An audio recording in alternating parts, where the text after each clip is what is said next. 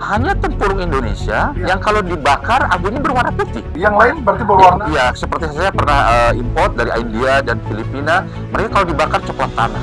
Oh, Ya, gitu loh. Sementara pasar menginginkan abunya putih. Ini kesempatan kita, bangsa Indonesia sebagai produsen terbesar untuk mengisi pasar dunia ini. Sampai saat ini kita belum punya pesaing.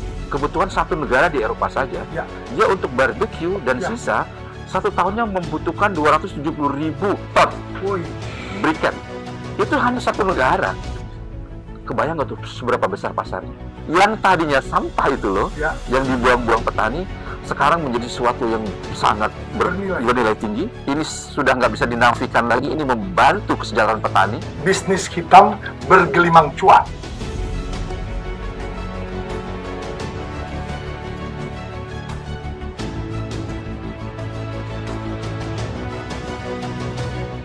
Hai, masih bersama saya di Bincang Kedai Hijau. Menginspirasi, mengungkap inovasi, dan mengedukasi untuk pengembangan diri. Nah, hari ini saya bersama figur yang luar biasa, Bapak Asep Jembar Mulyana. Nah, beliau adalah Direktur PT House of Charcoal Indonesia. Ya, juga sebagai Ketua Himpunan Pengusaha Briket Arang Indonesia, disingkat HIPBAKI. Ya.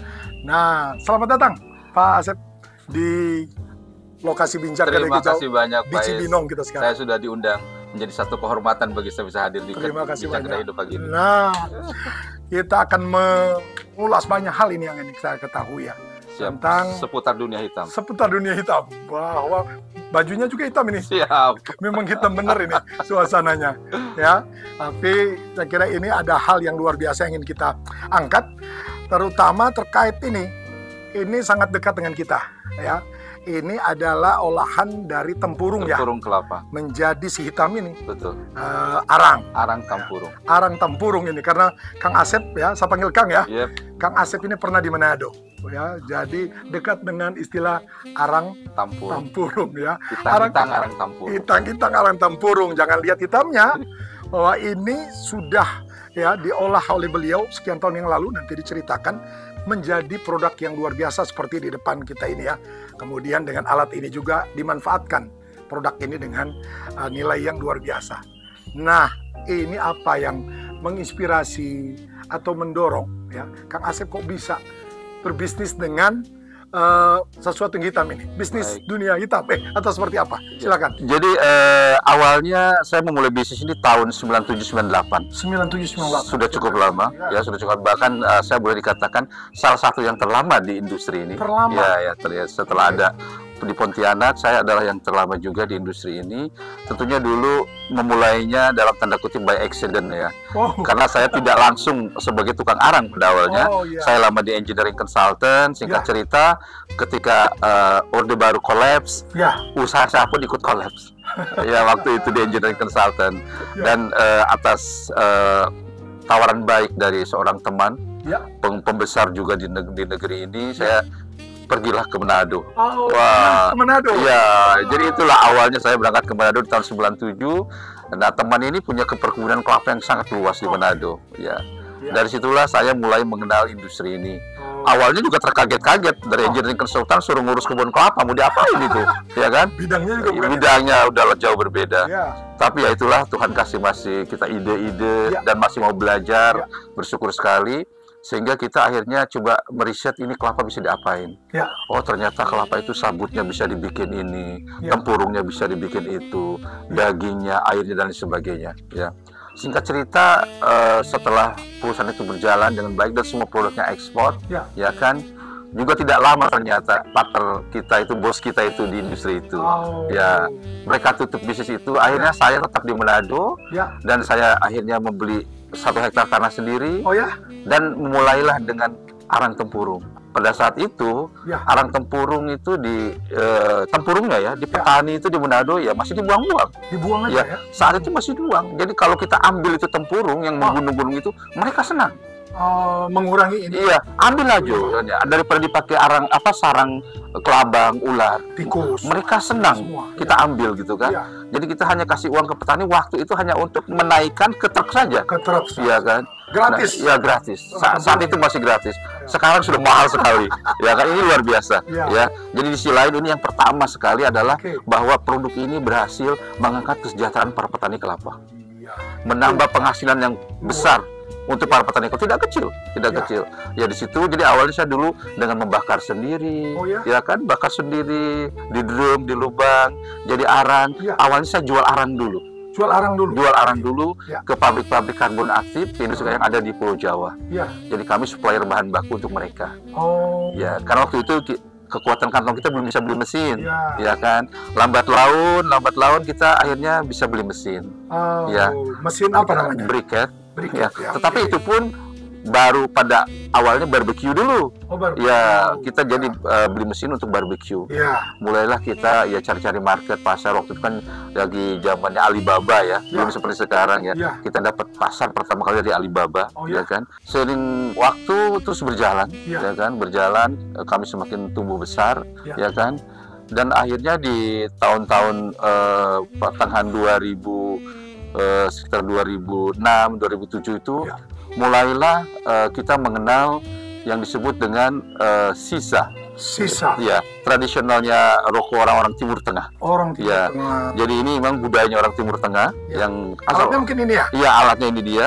Yang asalnya dulu sebenarnya dari India, tapi sekarang orang mengenal sebagai budaya Timur Tengah. Iya. Dan ini pun sudah dibawa tidak di Timur Tengah saja oleh migran-migran Timur Tengah ke seluruh dunia. Jadi ini jadi itu sudah sangat mendunia. Nah, karena arang tempurung ini adalah merupakan arang yang terbaik dari pandangan sudut kesehatan. Jadi arang paling sehat, Pak Is, ya. Paling sehat dibanding, karena dulunya mereka itu baik barbecue maupun sisa ini sendiri, mereka semuanya awalnya semua menggunakan arang kayu. Dari hutan. Dari hutan. Dan kami mempromosikan kepada pengguna-pengguna sisa di dunia, terutama di Timur Tengah, bahwa arang ini arang paling sehat. Daripada arang yang sedang kalian gunakan saat ini, yaitu kayu tadi. Karena arang tempurung ini nyaris tidak ada sulfur. Sulfur ya, yang mana itu berbahaya untuk kesehatan. Apalagi ini langsung dihisap kan. Itu selama ini mereka menggunakan itu yang mungkin 200-an tahun gitu kan. Nah, inilah awal mula kita dikenal. Akhirnya Indonesia saat ini bahkan boleh dikatakan menjadi satu-satunya negara yang memproduksi briquette untuk arang sisa. Ya, yang juga secara qadarullah kebetulan Tuhan kasih blessing untuk Indonesia loh Pak Is, bahwa hanya tempurung Indonesia yang paling cocok untuk memproduksi briquette arang sisa ini. Yang di luar sana gimana? Nah, jadi itulah kita juga harus bersyukurnya itu bahwa saat ini itu terutama di antara negara-negara penghasil kelapa terbesar di dunia, hanya tempurung Indonesia yang kalau dibakar abunya berwarna putih. Abunya berwarna putih. Yang lain berarti berwarna? Ya, seperti saya pernah import dari India dan Filipina, mereka kalau dibakar coklat tanah. Warnanya coklat tanah. Ya, kita pernah import dari salah satu negara Afrika. Di negara-negara Afrika itu kalau dibakar abunya warna hitam. Ya, gitu loh. Sementara pasar menginginkan abunya putih. Luar biasa. Ya, karena awalnya sejarahnya mereka kan menggunakan kayu. Kayu itu kan abunya pasti putih. Jadi mereka ingin penggantinya pun bukan saja sehat, tetapi abunya pun putih. Dan itu hanya ada di arang Indonesia. Itu hanya arang Indonesia. Dan itulah dengan bangga saya sampaikan kepada seluruh teman-teman penduduk Indonesia dan juga pemerintah bahwa saat ini Indonesia ini juara 1 dalam briquette sisa dunia, the number one. Kita ini merupakan penghasil dan produsen arang sisa terbesar dan terbaik di dunia. Sampai saat ini kita belum punya pesaing. Ini semakin menarik ini. Yang ingin saya tahu ini katakan tadi kan ada beberapa produk dari ini sudah sempat dibuat ya. Apa saja tadi masih untuk memperjelas? Ya, kalau yang sudah saya lakukan sebenarnya kan produk arang ini turunannya ada 2 kategori, ada 2 ya. Ada yang sudah lebih dulu teman-teman itu activated karbon aktif, dan briquette. Jadi ada 2. Nah, briquette ini kita dibedakan lagi, yaitu briquette untuk barbecue dan briquette untuk sisa.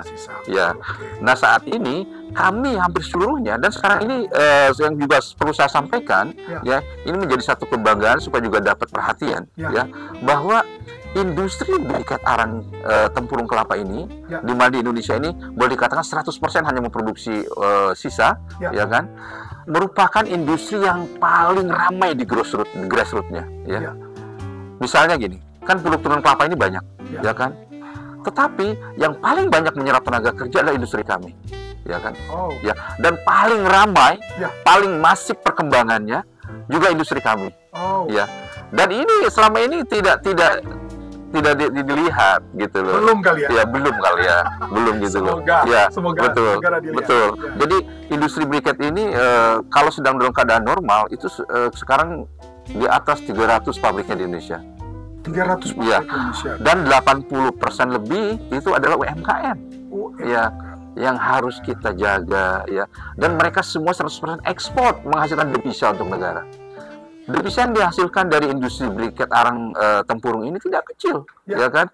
Dari sisa saja, dari briket sisa, kita itu rata-rata ekspor sekitar 37.000 sampai 40.000 ton per bulan untuk seluruh pabrik ya. Itu kalau dihitung, itu hampir sekitar 9 triliun devisa kami setiap tahunnya. Ya, tidak kecil.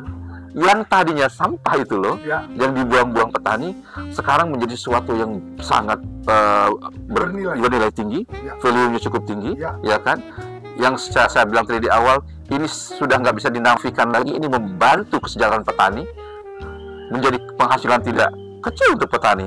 Ini tadi cerita tentang nilai tempurung ya, yang tadinya nilainya rendah, bahkan hanya dibuang ya.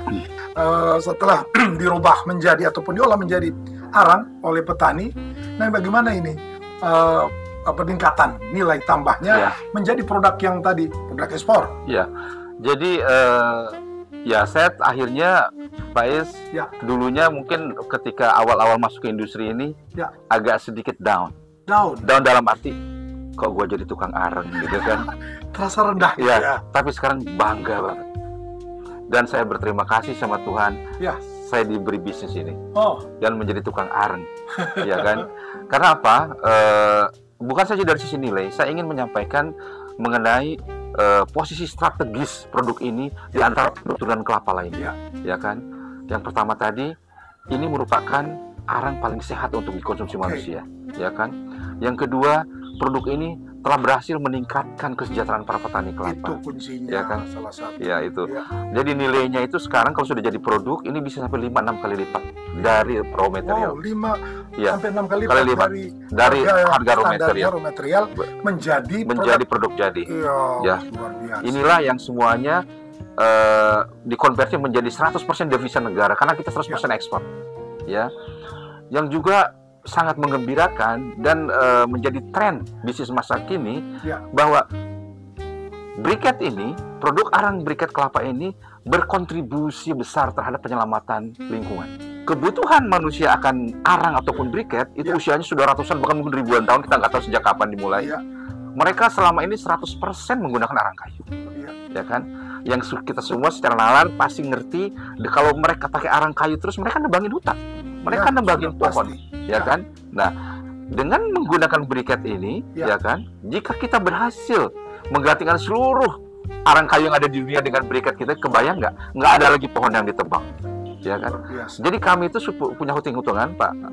Kita itu punya sekarang tagline campaign kita yang juga terdapat di boxnya itu, Save the World by Coconut Charcoal.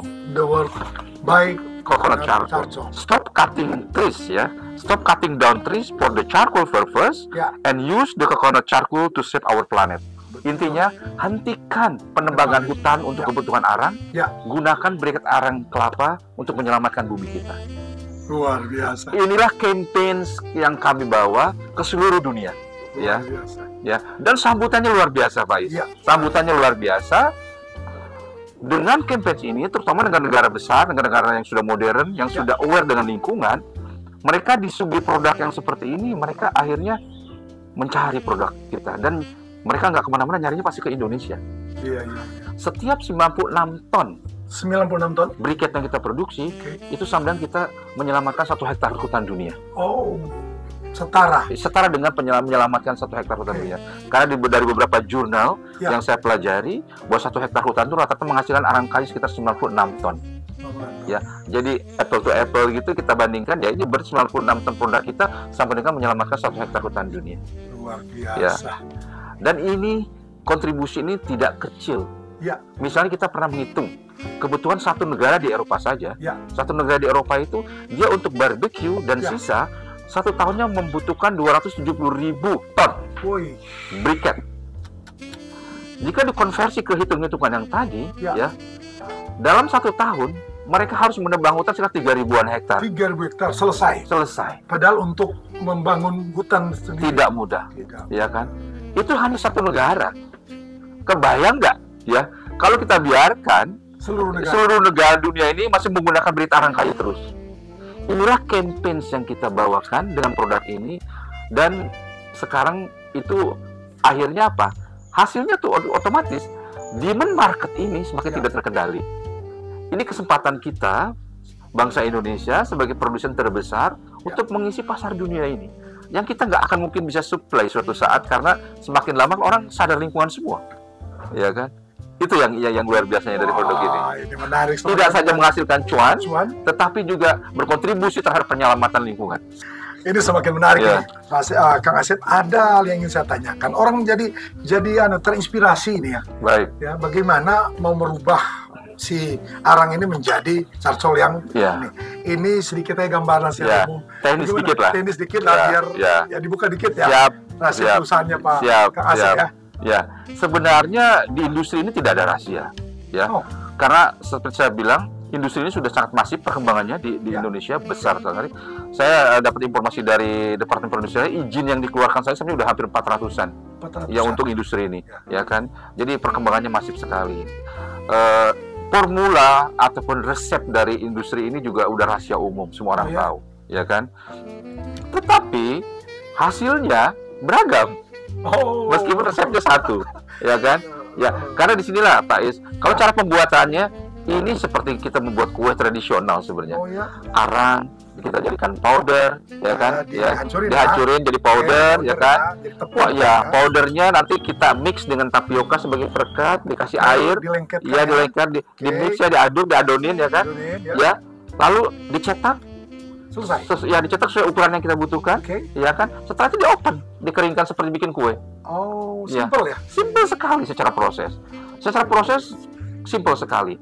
Tetapi masalahnya tidak sesimpel itu untuk menghasilkan kualitas yang terbaik. Bahkan kan ketika kita ingin berkompetisi di global market, di pasar dunia, kita kan harus menjaga stabilitas itu stabil. Tidak hanya baik, tetapi baik ini stabil. Tidak turun naik gitu kan. Ini yang di industri ini tidak sederhana. Karena apa, Pak Is? Karena bahan bakunya kan dari alam, dari petani. Jadi mustahil kita pernah mendapatkan bahan baku dengan kualitas yang sama. Seragam, mustahil. Ya, bicara kadar air aja, besok petani kirim 20% kadarnya, besok kasih 10%, besok 30%, dan situ aja udah beda. Belum kadar abunya. Sementara kita sebagai industri dituntut outputnya stabil terus kualitasnya. Nah, ini adalah hanya orang-orang yang jeli dan smart ya dalam menangani ini yang bisa mendapatkan kualitas yang stabil. Sekarang masuk ke bahan baku. Siap. Bahwa kalau ada yang tertarik, ya, seperti apa mendapatkan bahan baku? Asep sendiri bagaimana ini mendapatkan bahan baku yang berkualitas? Ini ada sebenarnya masalah terbesar dalam industri ini. Ya kan. Jadi meskipun belum ditanya, saya ingin sampaikan saja apa sih permasalahan terbesar dalam industri ini. Ya, saya ingin sebutkan ada 3 masalah besar dalam industri ini. Ya, 1 bahan baku, kedua bahan baku, ketiga bahan baku. Betapa bahan baku ini menjadi masalah terbesar, ya kan. Yang pertama, keberadaannya juga nggak gampang sekarang ini. Ya, pertama ketika kita bicara ini adalah musim tersulit dalam sejarah bahan baku. Kenapa? Ya karena mungkin yang pertamanya kita tahun terakhir sedang menghadapi extreme weather, cuaca yang ekstrim banget, ya kan? Dimana hujan disertai badai, angin di mana-mana kan, bukan di negara kita aja, bencana di mana-mana. Saya dengar kelapa sekarang produktivitasnya di bawah 50%, ya kan? Jadi lagi sangat mengganggu sekali untuk industri. Tetapi ini sifatnya adalah memang musiman. Ini adalah yang kami rasakan dari pengalaman saya adalah sirkulasi 5 tahunan, tetapi ini yang terburuk saat ini. Saat ini yang terburuk, ya. Jadi kelapa produktivitasnya mungkin di bawah 50%. Itu pun yang sedikit itu mayoritas diekspor bulat-bulat. Yang semestinya harus diatur. Yang harusnya diatur ya. Kita nggak nyalain eksportir, nggak jadi apa, karena mereka juga lagi dapat harga bagus, ya kan. Tetapi ya kami mati. Pilihan mana? Iya, pilihan mana. Dan teman-teman industri besar pun yang menggunakan dagingnya sekalipun sekarang sudah banyak PHK karena kesulitan bahan baku ini. ya kan? Jadi ini kabar tidak baiknya saat ini, ya kan? Jadi bisa kebayang betapa besar sekarang market yang tidak bisa kita isi, ya kan? Nah, kalau bicara bahan baku, kita tahu kelapa ini tersebar di seluruh Indonesia. Betul. Nah, kalau boleh ada gambaran, mungkin pernahkah ada semacam riset atau uji coba mengenai keragaman bahan ya, baku? sebenarnya seperti di awal saya sampaikan, kita bersyukur hampir seluruh kelapa kita ini yang tumbuh dimanapun kita bisa gunakan. Ya, meskipun paritasnya juga bermacam-macam. Makanya kami, yang penting bagi kami yang dipakai adalah kelapa tua. Itulah sebabnya kami hanya bekerja sama dengan para petani kopra, kan gitu kan. Karena kalau petani kopra pasti yang digunakan kelapa tua. Kalau nyandak tua, nggak jadi kopra. Ya kan? Jadi dia ambil kopranya sudah matang. Betul. Jadi seperti tempurung-tempurung yang di pasar itu kami nggak gunakan. Itu jatahnya tukang-tukang sate lah. Karena bagi kami itu kurang tua. Ya, karbonnya kurang tinggi. Fix karbonnya kurang tinggi. Masih relatif muda. Ya seperti itu. Menurut Kang Asep, seperti apa sebenarnya peluang untuk kita bisa berkolaborasi kaitannya dengan riset untuk peningkatan mutu terutama dari arang ini? Banyak sekali, Pak Is. Ya sebenarnya karena kami para pebisnis ini kan orang yang berangkat dari pasar. Ya, jadi kami tahu yang dibutuhkan pasar. Ya, misalnya sampai hari ini kami ini memproduksi briket ini yang sifatnya natural. Ya, natural itu tanpa ada chemical berbahaya dan lain sebagainya. Yaitu dimana briket yang kami hasilkan itu untuk menyalanya itu dibakar secara konvensional dan membutuhkan waktu yang lama. Ya kan? Biasanya kalau untuk menggunakan briket ini dibakar perlu waktu 10 menitan kurang lebih baru jadi bara, baru dipakai. Jadi itu ada PR, ada peluang bisa nggak menciptakan instant lighting charcoal di mana chemicalnya itu aman untuk kesehatan, ya, tapi tidak menghilangkan fungsinya untuk dibakar instan itu. Ini PR besar, ya kan? Dan pasarnya luar biasa. Pasarnya menunggu. Nah, ada yang terpikir saya, Kang Asep, kaitannya dengan bahan baku tadi. Kita tahu kan ada kelapa yang dikelola secara organik. Betul. Tapi ada juga yang tidak terkontrol lagi sehingga tidak organik lagi ya. Apakah itu mempengaruhi kualitas arang yang dihasilkan untuk sisa ini? Sebenarnya bagi kami tidak ada pilihan kelapa ini, kelapa itu semua sama saja. Selama dia tua, ya kan, selama itu bisa dibikin kopra, tempurungnya pasti bagus. Tipis tebalnya pun nggak masalah. Selama masih bisa jadi arang, kami pakai. Ya, jadi kami tidak ada alergi paritas. Oke, nah sekarang harapan ke depan ini terkait bisnis ini, ya, kaitannya dengan pengembangan kelapa itu sendiri, dengan tadi dukungan dari pihak luar seperti pemerintah, itu apa harapan? Ya, terima kasih banyak Pak. Ini kesempatan bagus saya harus sampaikan ini, ya kan. Seperti di awal saya sudah sampaikan, industri kami ini sekarang menjuarai dunia. Ya, kami ini Indonesia penghasil briket arang sisa terbesar dan terbaik di dunia, ya kan. Tentunya keberadaannya bisa saja suatu saat hilang, ya kan. Juara ini direbut orang lain gitu kan, bisa saja ketika kita tidak ada ikhtiar untuk mempertahankannya, ya, bahkan untuk meningkatkannya. Karena apa? Secara pasar sudah tidak diragukan lagi, karena ini pasarnya bergerak naik seiring dengan kesadaran lingkungan penduduk dunia, ya kan. Misalnya saat ini masih banyak supplier briket arang kayu, yaitu negara-negara Afrika yang notabene negara-negara miskin, ya kan. Tapi kan nggak mungkin mereka juga miskin terus, ya. Bagaimana nanti mereka juga sudah menjadi negara yang seperti negara kita, yang dulu juga kita kan miskin, ya kan. Kalau mereka berkembang menjadi negara seperti negara Indonesia misalnya, dan mereka pun semua sadar akan lingkungan, nggak ada lagi yang berani nebang kayu untuk arang. Kebayang nggak tuh seberapa besar pasarnya? Bahkan saya bisa bilang mustahil kita bisa menggantikan posisi arang kayu itu kan terlalu besar dan bahan baku kita nggak ada. Ya. Nah, jadi ini perlu kolaborasi tentunya dari semua pihak, terutama pemerintah, mengingat kalau kita mau flashback ke belakang mengenai ke hulunya tentunya. Ya, kebun kelapa kita sudah pada tua, produktivitasnya sudah rendah, secara jumlah pun sudah makin surut terus tuh, ya kan. Korban tetangga kita yang nebangin untuk perkebunan apa gitu kan, ya kan. Jadi ini diharapkan justru adanya, sebenarnya ini sudah digaungkan sejak lama, program replanting belum berjalan, ya kan. Peremajaan kelapa belum berjalan, ya kan. Terus di sisi petaninya juga kita terancam generasi penerus petani ini masih mau nggak naik pohon kelapa gitu kan? Mau manjat ke pohon kelapa yang tinggi-tinggi itu. Jadi ini perlu pemikiran para ahli, peneliti yang dikomandani pemerintah tentunya. Gimana caranya kelapa kita berjaya kembali untuk Indonesia yang lebih maju lagi ke depannya. Jadi saya ingin menyampaikan prestasi apa sih yang sudah diraih oleh industri ini, ya kan? Itu yang pertama tadi, kita juara dunia, ya kan? Ya, kita menghasilkan devisa sekitar 9 triliunan, ya. Dan industri ini yang ketiga adalah industri yang termasuk paling mandiri dibandingkan industri produksi kelapa lainnya. Mandiri dari sisi pasar dan teknologi. Kita teknologi pun nggak mengandalkan import-importan. Kita semua teknologi sederhana, karya anak bangsa sendiri, ya kan? Yang keempatnya, yaitu kita berkontribusi banyak terhadap lingkungan. Itu kurang lebih prestasi yang sudah diraih oleh industri ini. Terima kasih, Kang Asep.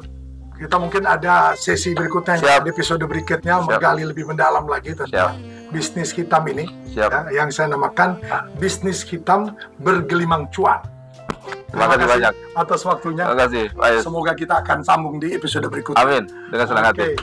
Nah, kita sudah mengikuti perbincangan, ya. Nah, kita mendapatkan banyak hal dari Kang Asep tentang bisnis hitam tapi bergelimang cuan, ya, bisnis arang yang dirubah menjadi carcol, ya, yang saya kira ini sangat berpeluang dikembangkan dan semoga menginspirasi untuk kita semua yang telah mengikuti perbincangan kami. Ciao.